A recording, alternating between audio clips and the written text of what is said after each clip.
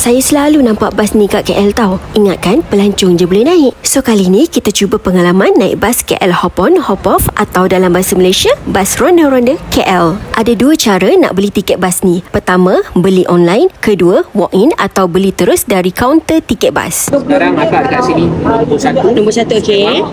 Ini kita punya main stop. Okey. Tempat pertukaran bas. Okey. Antara laluan merah dengan laluan hijau. Laluan merah City, hijau Garden. Satu pusingan tanpa turun dari bas. Jam 2 jam.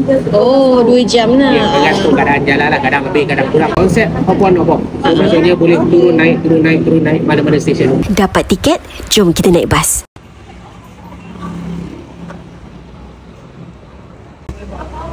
Bas ni sesuai untuk orang yang nak ronda-ronda KL, yang selama ni sibuk bekerja, tak ada masa nak berjalan. Sesuai untuk orang yang saja-saja nak bawa family tengok KL. Sesuai juga untuk orang yang nak bawa tetamu atau sedara mara berjalan di KL.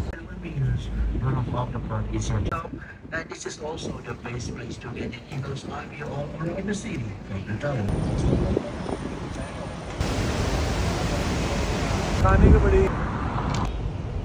Semua sekali ada 27 hentian.